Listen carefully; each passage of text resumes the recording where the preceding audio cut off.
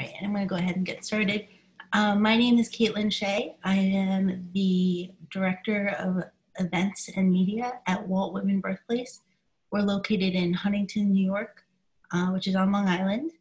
And if you haven't visited us yet, please make a plan to come visit us. We have so much to share about Whitman. We've been doing a great job of having that on our social media more often lately.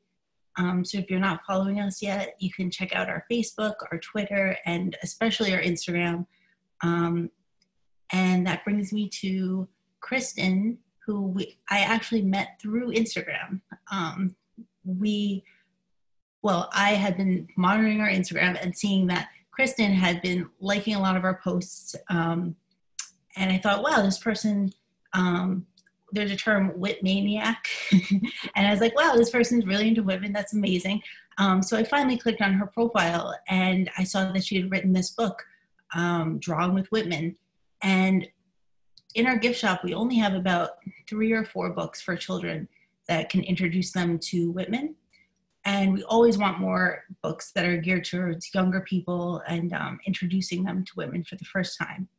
So immediately I told our gift shop manager, oh, we have to get this book. So we did. And then when it came to, and she and I had spoken many times between then, when it came to the quarantine, we were asking people to read Whitman on video and to share that on Instagram and tag us in those videos. So Kristin jumped right in. She started reading Whitman quotes from her book. And we were so happy to be able to share that because as you know, that was a very difficult time for everyone and we all needed some of that relief. And I knew right then, oh, we have to have Kristin. If we're doing these Zoom events, she's the right person for this. She's great at sharing her Whitman knowledge and her book is amazing. We actually have set it up with Kristin so that she is generous enough to donate 10% of all the proceeds from her book if you purchase it today on Amazon. I'll be posting that link soon. But without further ado, I want to introduce Kristin McGlothlin, author of preteen novel Drawing with Whitman. Hi, Kristin. Hi. So what do you want me to talk about? Well, it's completely up to you. I mean, we were just having such a great conversation a moment ago about Whitman and what we love about him. So we could revisit some of that. I was telling Kristin that where we're located in Long Island, we're across the street from Walt Whitman Mall. And unfortunately, the back of our building is across the street. So for people to find us, they have to actually navigate around, go around a different street to find us. So they're not directly coming from that mall. But we get hundreds of people a year saying, I didn't know what the mall was named after. I don't know who Walt Whitman is. And we're right in his hometown there. So we just think it's so amazing that you're spreading that knowledge far and wide through this book. Yes, I think that is one of the things that we're talking about is bringing Walt Whitman to all ages, especially to preteens. He's so relevant today. He was relevant before this whole virus, just with it, because his message is to love everybody, to be compassionate. He loved everybody in any social, economic, wherever you live, whatever you do. And he loved America too, because he's America's first poet and prose writer. And I took in my master, when I was in the master's program at FSU or FAU for English, that was the first time that I read Walt Whitman, and we read Leaves of Grass. And it was just amazing how and we were talking about this, how he just presents his love of everything that has to do with life. And he doesn't talk down to anybody. And that's where, again, he's really for everyone. And so I when I was in the master's program, I was actually in the MA program, so I wasn't in the MFA, the fine arts. But so I was going to teach or do research. But when I was in the second year of my program, these fiction stories started developing, coming into my head. And so so I actually came up with 4 stories, and one was Drawing with Whitman. And my family and I lived in New Jersey when I was in college.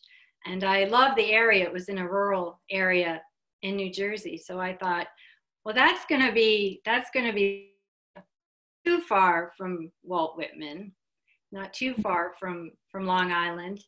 And so I thought, well, I'll bring in the figure, but it'll be contemporary fiction. So I wouldn't have him as a character, but how can I bring that in? Then my second love next to literature is art. I worked at an art museum, and I have a background in art history. And so I decided I would bring those two together. So I created a character, Benton Whitman, who is a fictional ancestor of Walt Whitman, and he's a painter. He's a landscape artist. So, and again, that relates to Walt Whitman because of his beautiful descriptions of landscape, and again, how he loved nature. So I started with that, and I read all different versions of his poetry. He continued to change his poetry all the time. This one is the 1855 edition, and I have the other freezing a little bit. Can you hear us, Kristin? All right, we'll just give that a moment. Is she freezing for everyone else too? Okay, just checking. But what Kristin was mentioning actually is Whitman kept the title Leaves of Grass throughout his entire career, and he just kept adding and taking away poems throughout his whole life. The last edition of Leaves of Grass is called the Deathbed Edition. And that's because literally to his deathbed, he was working. Oh, we lost her. All right, we'll just take another minute. She'll come back to us. So all through his life, Whitman was continuously editing Leaves of Grass, and it was a really smart marketing idea to promote himself, to keep that name Leaves of Grass as a recognizable name for the book over and over again. And at that time, if someone was going to purchase your book, it was a huge deal. It was very expensive to buy a book. Most people only purchased a book once a year, and the entire family would sit around and reread that book over and over again. So to be that one book that people wanted to purchase was a very big deal. So that's probably how he grew up. Oh, we have Kristin back again. Good. Let me bring you back. And wait, I have you muted. Hold on. Unmute. Okay, there we go. Okay. Perfect. Let's see. So I hate myself. You can hear me now? Yes, we can hear you now. Glad to have you back. Yes. So once I read his poetry, then I found his prose, The Wound Dresser. And The Wound Dresser is full of letters that he wrote to his mother during the Civil War. And I was a letter writer when I was a kid. And so I just love these letters. I just love reading because you get an even deeper understanding of him, and you learn about his experiences in the hospitals. And I included that in part of my book too. So I don't know, do you want me to read that section? Yes, definitely. Okay. Yeah, the part you have. I wanted to show you one other thing. This is an amazing book, Walt Whitman. This isn't my book. This is illustrated by Brian Selznick, who illustrated Hugo.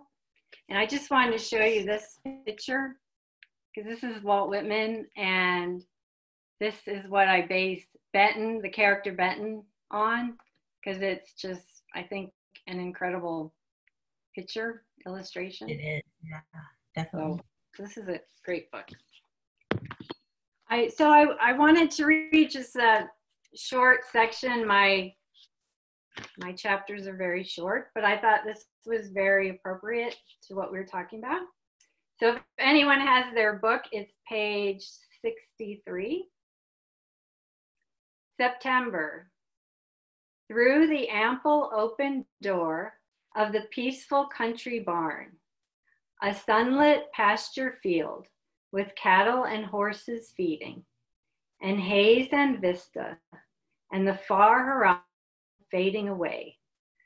A farm picture by Walt Whitman. Benton had thumbtacked this poem next to the mural.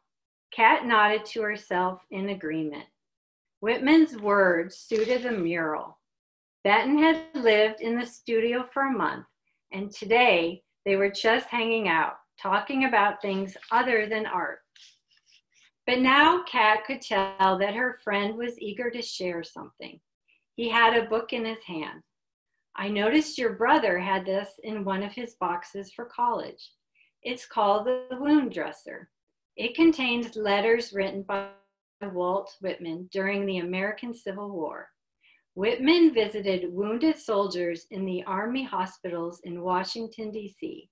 Then he wrote accounts of what he saw and descriptions about how he helped the young soldiers through their illnesses and surgeries by doing little things for them, like bringing them fruit or paper and pencils to write a letter to their beloved ones.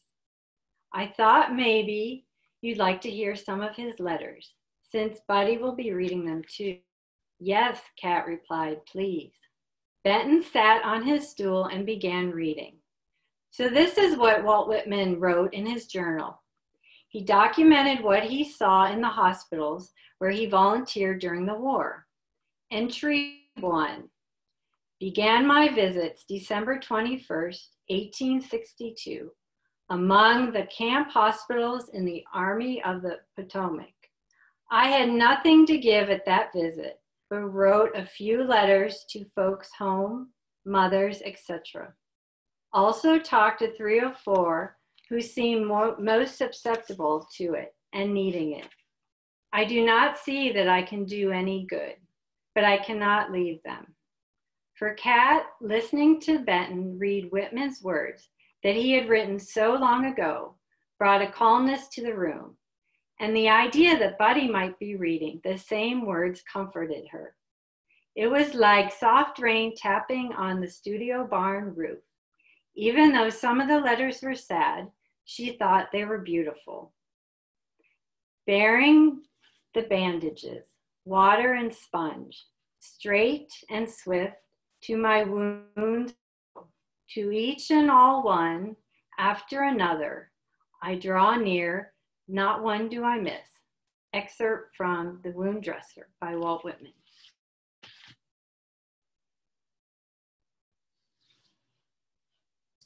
That's amazing, Kristin. Thanks. That. Can you tell us more about the characters? And I know that it deals with difficult subjects such as depression, things like that. I was reading a lot about it. Yeah. So we have, Kat, or Catlin, is the main character, and she's 13 years old. She lives in New Jersey in this rural area. She and her mother get in a car accident, and Kat's legs are broken, and she has casts, and she's in a wheelchair. So she's dealing with that about a month until school starts. Then her mother starts developing depression, because of the accident mainly. And Kat is the only one who senses things different about her mother. And then in addition to this, her brother Buddy, who she's very close with, he's going to college. So she has these things that are changing in her life, and her life has always been fairly simple, fairly comfortable. So luckily there is an artist, Benton Whitman, who moves onto the property where Kat and her family live, because it's the family farmland, which is not a working farm now. But they renovated a studio barn, so he rents out the studio barn for his studio where he does his art. And he and Kat become friends, and she learns about through him, and he teaches her art, and they read Walt Whitman. It's a way to show that you can incorporate art and literature into your life during difficult times. It's always been a comfort to me. And again, like I said earlier, Walt Whitman is such an important character. Well, he's not a character, he's a real person. His work is just as meaningful today as it ever was. And so I wanted to bring those things together to help kids understand that they can use these art and literature to work through difficult times in their lives, and maybe help them understand things that are going on in their family. Awesome, I love that. We know more about it. Also, you have the painting connection. I know you're telling me about your interest in art history, so I'd love to hear more about that too, just how you're combining those. Yeah, so the other thing that I have in here is, because I can never get away from writing about art, is there are different artists in here. They're in the book. There are Van Gogh and Cezanne and Andrew Wyeth and Thomas Hart Benton, who Benton is named after. So so the Kat and her friends, they have to do an art project, an art report. So Kat chooses she chooses Grandma Moses, and then her other friend chooses Cezanne. And so so that's incorporated into it. And then there's also a glossary in the back of art terms. So it's a little more than just a regular fiction story. There's references and resources in the back. And Kat does the art report on Andrew Wyeth, not Moses. Grandma Moses her connection is the mural that I mentioned that I read in the book. There's a mural in the barn, and it's in the style of Grandma Moses. So that's where she comes about. And then also the Andrew Wyeth painting is the Christina's World, which people may be familiar with. And so Kat sees herself in Christina, since she has the cast on her legs and is in a wheelchair. So she feels she understands some of the struggles that Christina goes through. Wow, yeah. And all of those painters, except maybe Van Gogh, are just not really commonly talked about in middle school or high school education. I was thinking about that. And Whitman, even here on Long Island, I can't recall learning about him at all in middle school or high school, which is such a shame, because he's, this American poet that's quintessential to us. So it's so important that people remember him and sort of celebrate what he was about, learn more about him. His way of life is just incredible. Yesterday we had Earth Day, and we were talking a lot about, just the way he approached the world is something that we can all learn from, accepting everyone, being grateful and just approaching everything, even a simple blade of grass, as something that he can learn from and wonder about and then sort of muse about in his poetry. But I was thinking, what inspired you for this age group especially?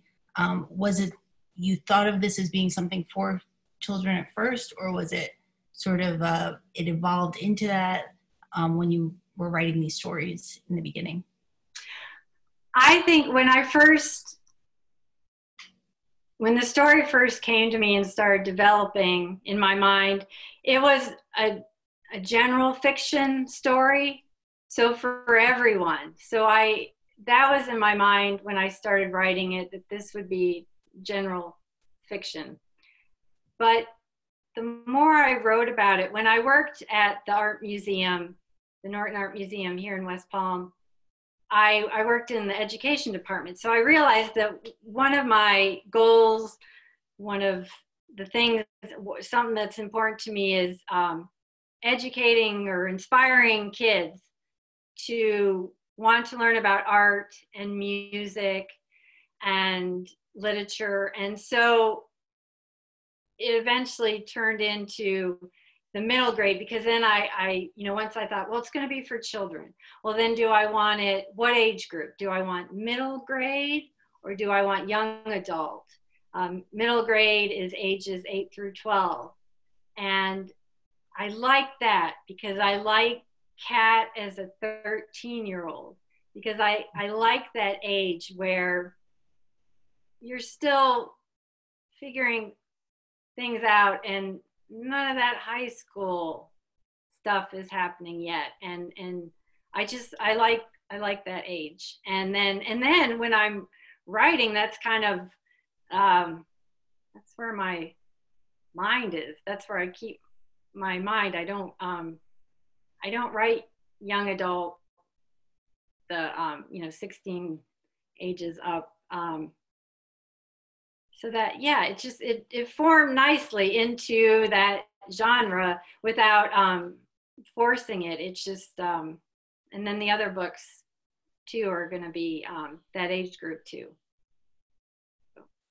And you're working on another book now, right? I was reading about it on Instagram. Oh, yeah. So the second one it's Listen. And so this is Gwillem. And as you can see, he plays the trumpet. I'm waving to my friend Brennan because Brennan plays the trumpet. So he's going to really help me with this book and be one of my readers and inspire me even more. So yes, so this is the second one, and Gwillem is Kat's neighbor, and so we're going from art and literature to music and to jazz, but Benton is going to be in the second book too. Oh, okay. So he makes appearance. Yeah, he makes an appearance. Yes. I'm able to combine art and music. So. Oh, that's great. So as for sort of your working style, so the Drawing with Whitman came out last year. And then this one's coming out pretty soon, right? I'm thinking that it's going to come out in August. Oh, wow. So very soon. Yeah. It's at, my editor is going through the first edits right now. And the second one, I don't know, because it is my second book or it's just by chance, but the second one seemed to go a little, I hate to say easier to write because writing's not, but it came out quicker. So, but we'll see what my editor thinks and everything. And because the first book, my Drawing with Whitman, was this amazing struggle. It was really, really hard, but it was exactly what I'm supposed to do and was supposed to do. And so it was. So it's been amazing. It's really hard writing book, but it's great. I bet it is. I was going to ask you about the two. Like, how does that process go? Like, do you continually keep going back and editing? Like, what is the process of writing a book like? Can't imagine. Yeah, so I found that you just have to find what's best for you, because you can take plenty of workshops and learn what famous artists do and writers do. And I finally realized whatever, I gotta just try, see what works for me, what doesn't. So the second one, I started with an outline. I had the whole story, the basic story constructed. And I started with the outline, and I knew what scenes I was going to have, because this time a lot of it's in Princeton, New Jersey, which is near Skillman, where my family and I lived. And so I knew, I had like the skeleton, and then I just started filling in the scenes and writing the scenes. And then when I felt that I got a draft that was enough of a story, then I have readers. I have 4 readers. 2 of them are in, 14 and 16, and then I have a senior in high school, and then I have a woman who's 25. So they read this early first draft before I give it to my editor, and they let me know what I asked them, what would you like the characters to do? What did you like? What didn't you like? Just to read for the story. And they gave me great feedback. So then I incorporated some of those ideas that I thought work and really clarified things. That's the main thing, like art and literature, clarifying, giving like a couple word explanation. Paul Cezanne did this, just so they know what. And then I had a character I had 2 characters, and their names were so close that my readers were getting confused. They thought, well, this is his father, right? And then is this going to be his father? And it was very confusing. So I had to totally change names. And then I give it to my editor, and my editor edits it 3 times.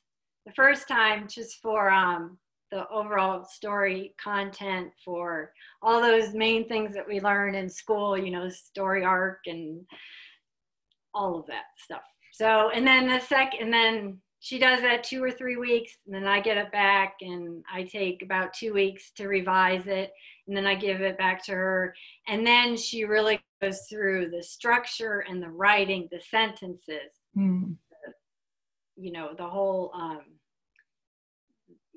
that helps me with my writing, tells me what's a good sentence and what's not a good sentence. And then the final one is the copy editing, where she goes, where it's grammar and punctuation. And by then I'm pretty sick of the story, but I have to keep reading through it.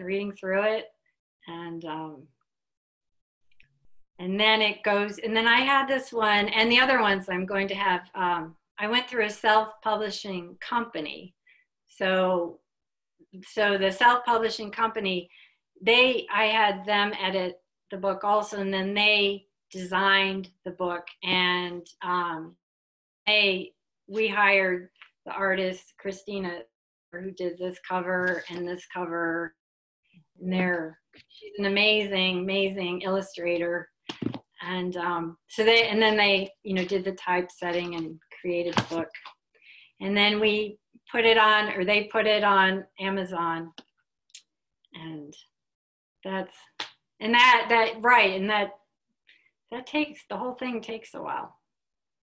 Yeah, a lot of steps and a lot of critiques too, I'm sure. Yeah. The art world, it's like you have to be able to take the criticism. Yeah. The first draft that I give to my editor, I have to take time and love my story, which I do really like. The second story, the first draft of the second story, I feel really good about it. But yes, you think it's wonderful, and then you put it out into the world, and then they can do whatever they want. And the editor, yes, you cannot be sensitive at all. You have to Right. go with what they tell you, because it's no longer your story. It's the reader's story, which is what it's supposed to be anyways. It's just my story the first round. After that, it's everybody else's story, because that's what a book is. Mm-hmm. I was reading the other day about how Whitman, he self-published his book in the beginning. Right. He always was at the printing press, humming to himself, adding things, taking things away, right up to the last second there. Like he always wanted to add more, but then he would retract poems because he wasn't sure about them. You know, a year later or so, he didn't think they fit in there anymore. So it's such a process, but he really had a lot of control over that process, which is not really the contemporary way of doing things. Right. Yes, and actually that was one of the things I have, Whitman quotes throughout it. And the last editor at the publishing company, her job was to go through every quote, which luckily I only have 7, so she didn't. Sure, that was still a lot of work. But the very first one, there's a line in it that has to be in it, because this quote's going to be in all 4 of the books, and she couldn't find this version anywhere. And it was actually in this very first book that I, because it was 1855 one. And from 1855 till, when did he die? 70. 18. But your point is that he kept revising. And so I think right after this edition, he took that sentence out, and it was no longer in any other versions of that poem. So I really had to almost fight for it, because, and of course I couldn't find it, because I had since then read like 10 other versions of it, and I couldn't remember which one I'd originally found it in. But so that wasn't very helpful. Yeah. I didn't appreciate that Whitman kept changing his work, because it gave me, I know I saw this line somewhere, because I am pretty good about being as accurate as I can. And so. Right. No, trust me, that happens to us all the time with social media. We're trying to share a quote, and it's like, I don't remember it being this way, or even in our museum, it's printed a different way. There's some different words there. I always put, this is what you shall do. And then he has this beautiful description of the way to live your life. But some people say, this is what you should do. But it's just, that's a huge difference right there. It really is. It's like, should is sort of saying, try it out. But shall is, really his personality is strong like that. I'm giving you advice, and now you're going to listen to it because it's in this list format sort of. But yeah, we run into that so often. And then you were telling us you were inspired by that version particular, and you were reading it in grad school? Yes. So I took a number of American literature classes, and I think I may have taken 2 on Walt Whitman.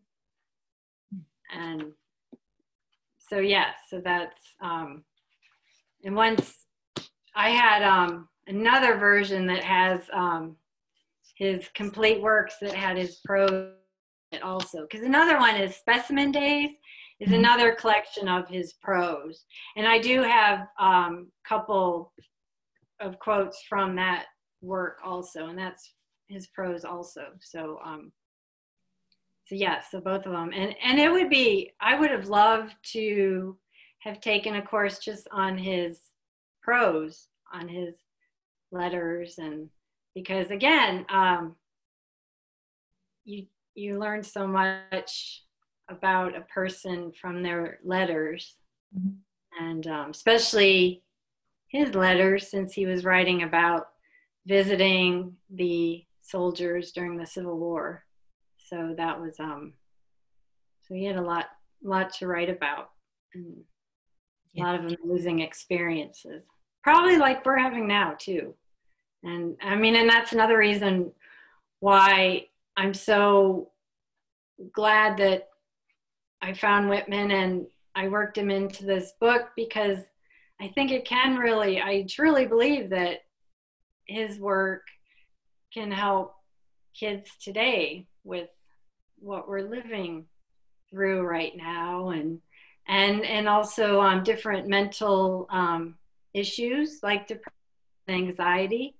Mm-hmm. I Whitman went through some of that too, and I really feel that he's a great person. He's a great person Mm-hmm. for kids to know. I mean, like, forget if he hadn't never written one poem, he still would be an incredible historical figure, because he's an incredible person, like we were talking about. I mean, just Whitman. I mean, you to be able to be in the room with him, to be able to know him, or just spend like a couple hours with him, he just would be so cool. I mean, oh. Absolutely. A little known fact that I'm a big fan of is so Bram Stoker was, he had not written Dracula yet, but he was going to. And he spent one day with Whitman, just one day. Wow. And he made such an impression on him that he actually said the charming parts of Dracula in his book are based on Whitman. Wow. Just like the parts that draw people towards, this vampire it's, basically Whitman's personality, this tall figure that you can't help but notice and want to be speaking to and sharing ideas with. Wow. Yeah. Yeah, that's great. That one chance meeting made another great book. Right. Definitely. Right. And I think we should open it up to questions now, if anyone has questions. You can unmute your mic for that if you want to ask, or you can type them in the chat and I'll read them to Kristin. You want to type it or ask? Give it a minute. Where did you get the inspiration for the character of Kat? Where did I get the inspiration? I think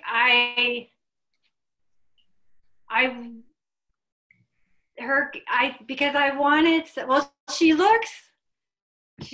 just by chance, she looks like this girl, Jill Jeffries, that I grew up with.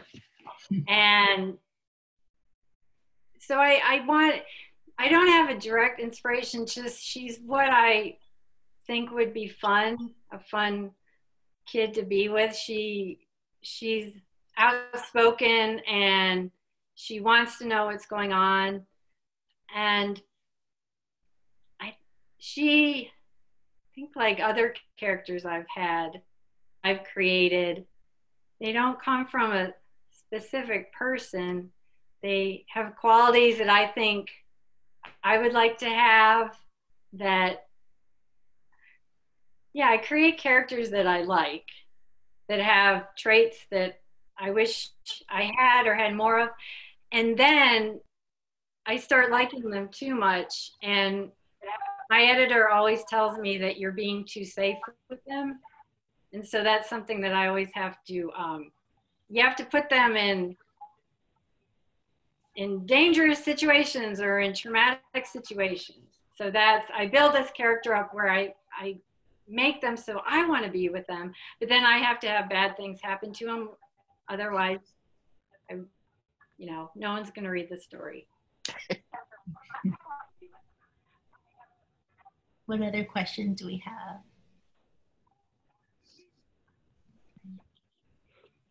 Thank you.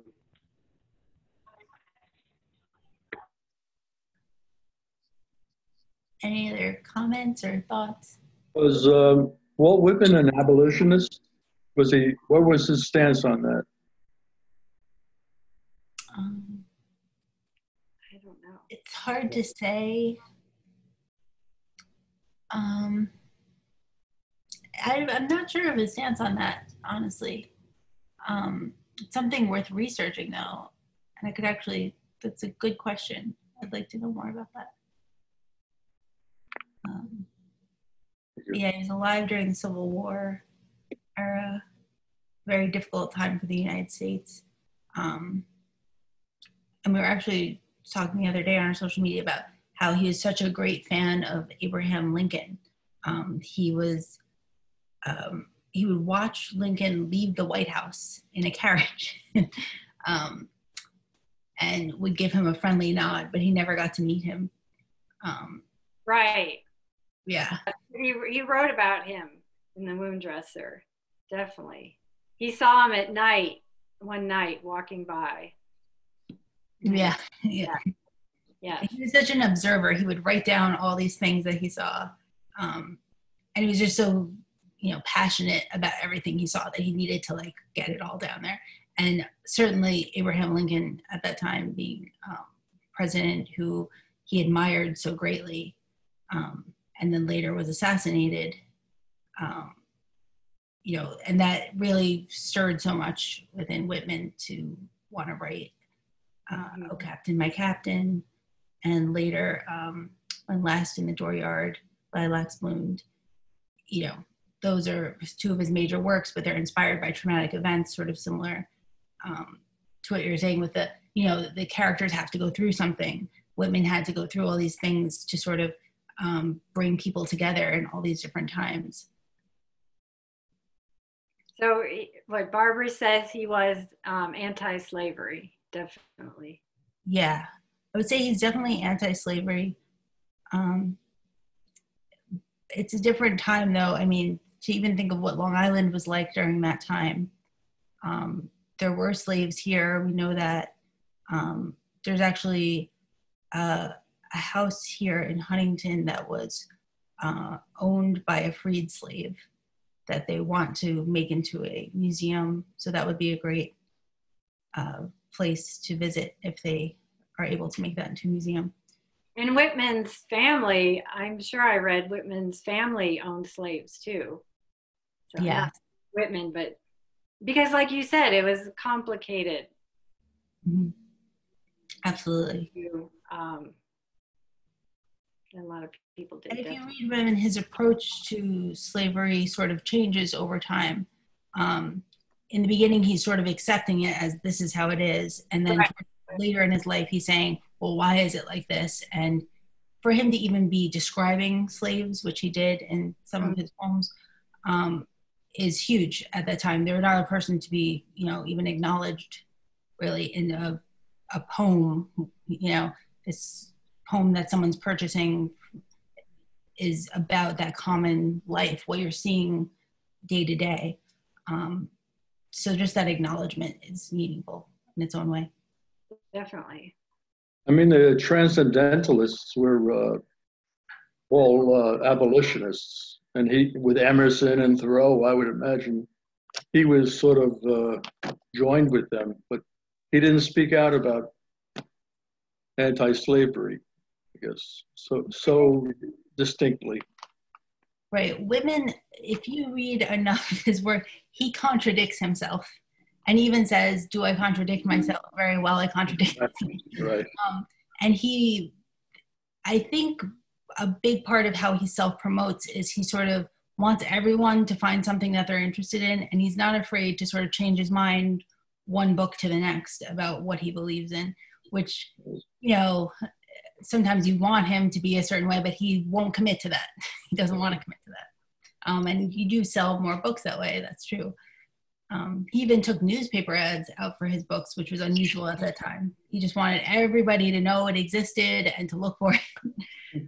He reminds me of Allen Ginsberg. He was always promoting himself also, the poet Allen Ginsberg. Yes. And well, I'm sorry to bring this whole thing on a serious note here. No, it's a good note though. It's brings out a lot of facts about him too. Allen Ginsberg actually came to the Walt Whitman Birthplace poet in residence. I saw it years ago. It was 20, 30 years ago, right? Yeah. Maybe in the 90s. Yeah, towards the end of his life, he passed away in 97, I think. So we were so lucky to have him there, and he's so connected to Whitman. He talks about Whitman being at a food store in his most famous poem. But we have a poet in residence every year.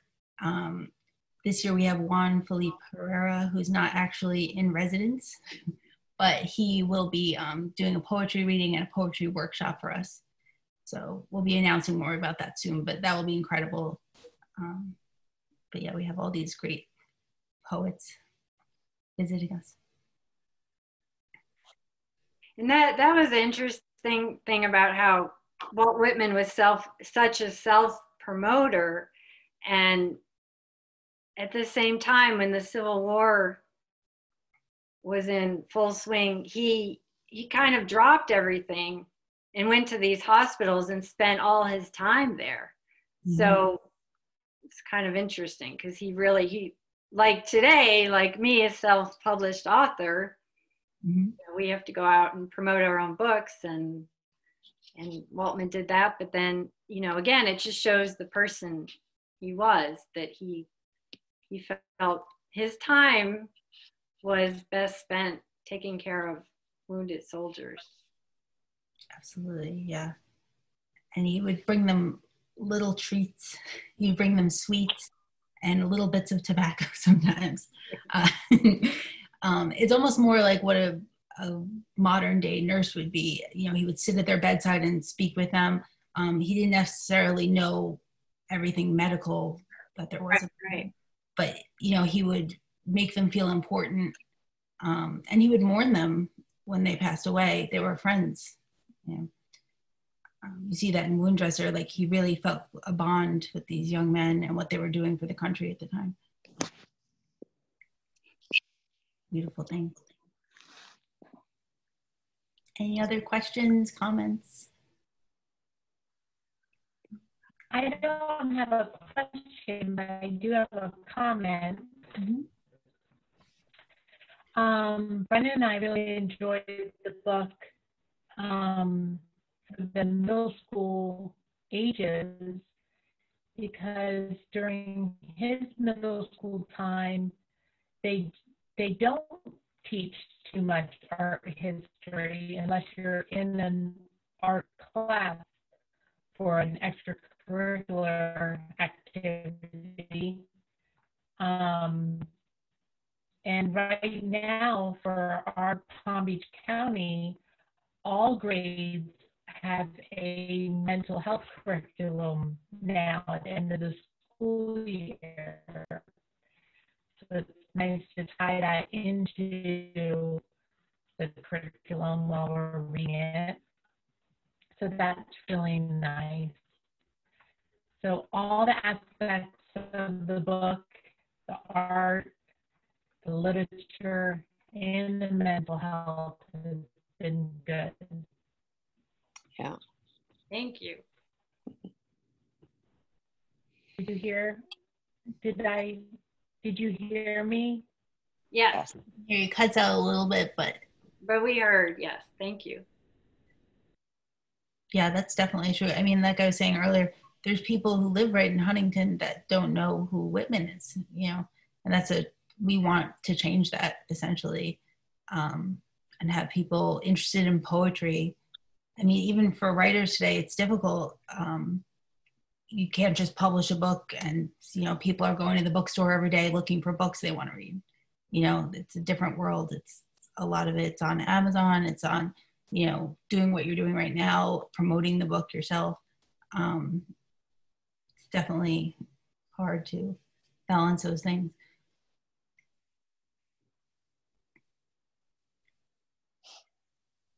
Yes. Any other questions, comments?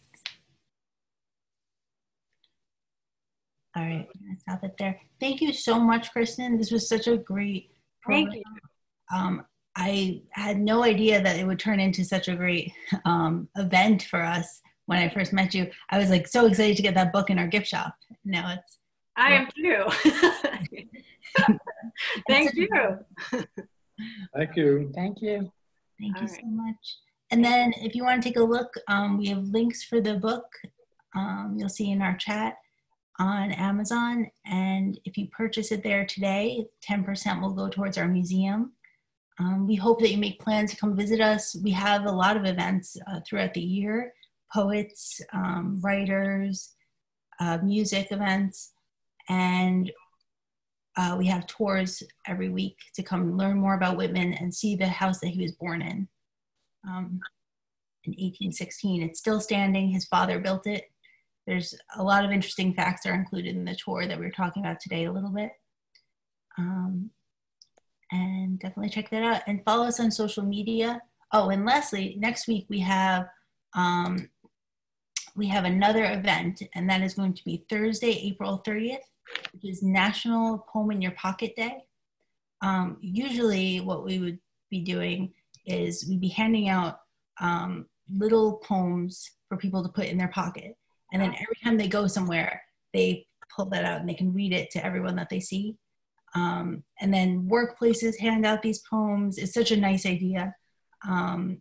Poets.org started this event a few years ago. But we will have Stephen T. Licardi. He's a very contemporary poet.